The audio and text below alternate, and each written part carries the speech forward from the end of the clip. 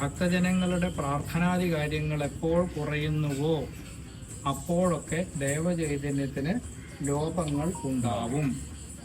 അകത്ത് നടക്കേണ്ടുന്ന പൂജാവിധികളും മന്ത്രജപങ്ങളും വേദജപങ്ങളും തന്ത്രശാസ്ത്രത്തിലെ ക്രിയാഭാഗങ്ങളും ഒക്കെ തന്നെ എപ്പോഴൊക്കെ കുറയുന്നുവോ അപ്പോഴൊക്കെയും അവിടെ അപചയങ്ങൾ, ചൈതന്യ ലോപങ്ങൾ ഉണ്ടാവും. ഇങ്ങനെ ചൈതന്യ ലോപം ഉണ്ടായാൽ എന്താണ് സ്ഥിതി? ഭക്തജനങ്ങൾക്ക് എന്താ അത് അനുഭവപ്പെടുക? ഉണ്ടാവും. അതായത് അനുഗ്രഹ കലകൾ കുറയും. ദേവൻ അനുഗ്രഹിക്കണമെങ്കിൽ ദേവൻ അനുഗ്രഹ കലകൾ ഉണ്ടാവണം, വേണ്ടേ? അപ്പോൾ ആ അനുഗ്രഹ കലകൾ കുറയും. ഇപ്പോൾ എനിക്ക് ഒരു ബാങ്കിൽ ഡെപ്പോസിറ്റ് ഇല്ല, ഞാൻ ഓടിപ്പോയി അവിടെ ചെന്ന് 1000 10,000 എടുക്കാൻ പറ്റുമോ? എനിക്ക് അവിടെ ഇപ്പൊ 10,000 കൂടുതൽ പൈസ അവിടെ ഡെപ്പോസിറ്റ് ഉണ്ടെന്ന് വെച്ചാൽ മാത്രമേ എനിക്ക് അവിടുന്ന് ആ പൈസ എടുക്കാൻ പറ്റുള്ളൂ, അല്ലേ?